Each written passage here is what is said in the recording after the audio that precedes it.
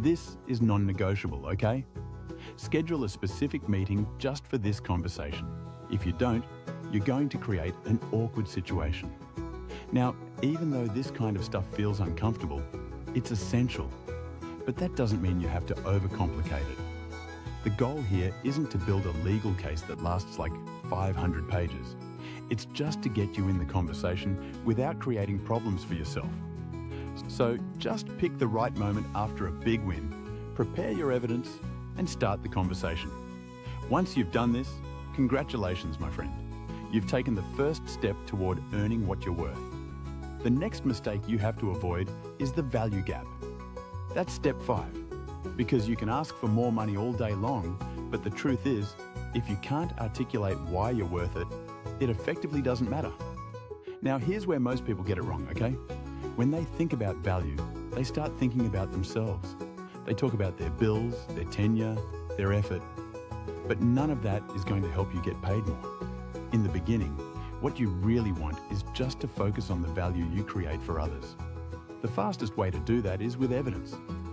Basically, concrete examples of results you've delivered. Again, no need to talk about how hard you worked or how long you've been there. The best thing you can do here is to start off simply. Show revenue you've generated, costs you've saved, problems you've solved, results you've created. That's your evidence. It doesn't have to be complicated. You just have to make it undeniable. Once you've done that, suddenly you're not just asking for more money, you're demonstrating why it's the smart business decision. So after this, the next mistake you're going to face is the anchor problem. That's step 6. Because look, okay, after you present your value, they'll probably make you an offer.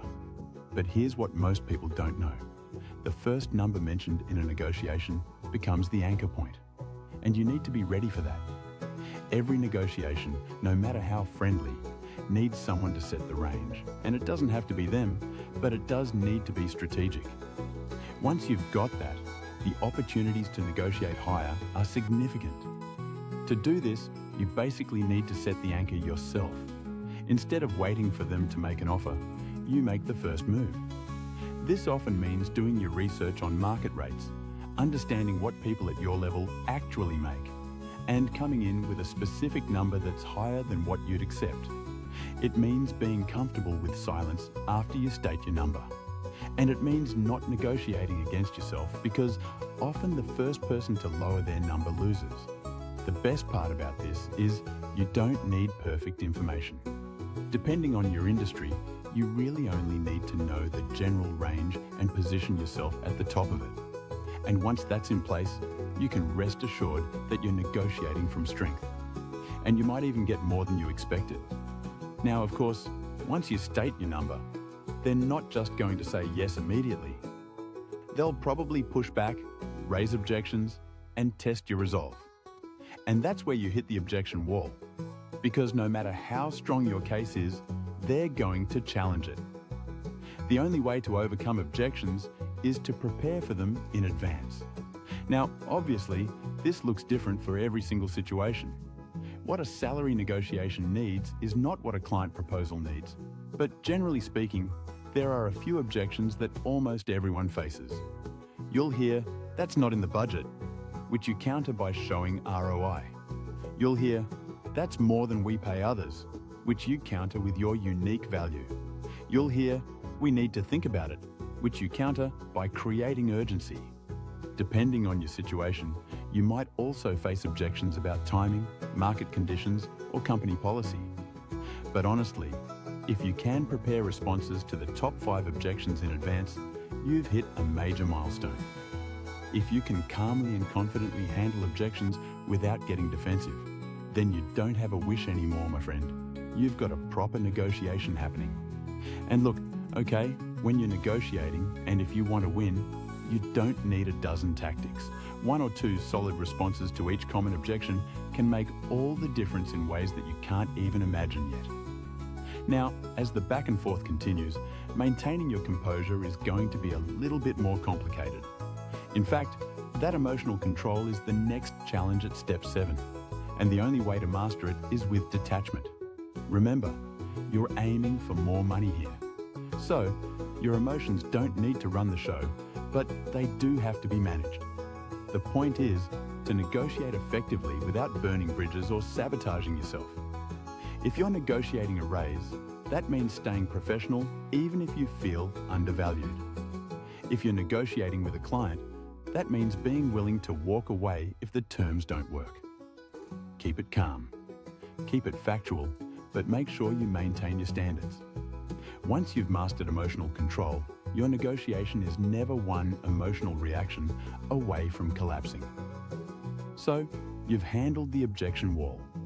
At this point, you've presented your value. You've set your anchor, and you've stayed emotionally detached throughout the process. It's an incredible achievement. Your negotiation now has real momentum, whether they agree immediately or not. But here's the thing. Because you've been focused on the money, you might have missed other valuable components of the deal. Now, don't get us wrong here. Cash is king. But probably there are other benefits you could negotiate for. There might be flexibility you're not considering.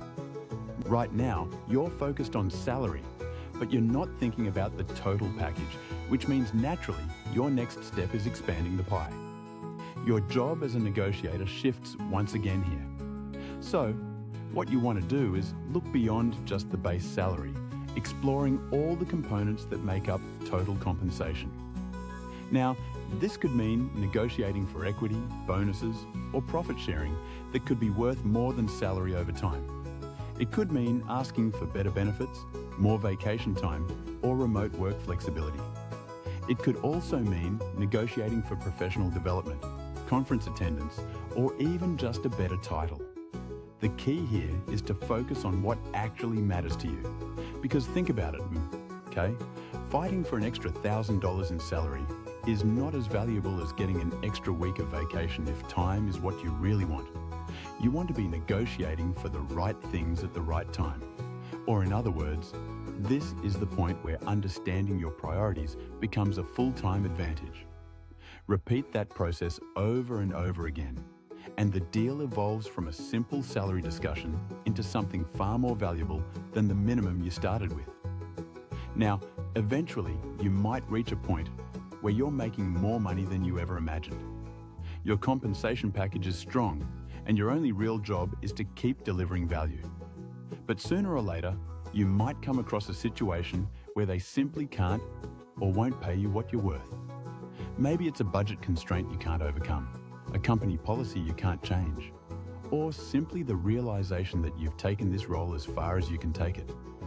At that stage, the constraint isn't the negotiation or the tactics or the timing. The constraint is actually the opportunity itself. But don't worry, okay? It's not a bad thing. This is the moment where you're faced with a choice. You can look for a better opportunity elsewhere, or you could start your own thing and set your own rates.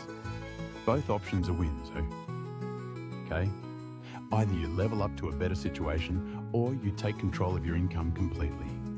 Either way, you can look back at everything you've learned and be proud. It's hard to negotiate well. So, if you've made it this far, you've earned the right to decide what happens next. All right, my friend, that is how you negotiate your way to higher income. Now, hopefully we're starting to shift your mindset here a little bit. If so, leave a like on this video, and remember, if you're serious about doubling your income and becoming the ultimate version of you, look, we've got a whole community of like-minded people waiting for you inside the Alux app. And you can get it at a discount by scanning that QR code on screen. All right, now let's move on to step 8, okay? Which is building multiple income streams. Because, you know, relying on one source of income is like building a house on one pillar.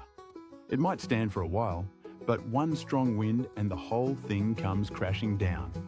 So let's go through how to build multiple streams of income that work together to double what you're making now. So let's start off with understanding why multiple income streams matter in the first place. And first up, the concept is diversification, which in income is the foundation for everything.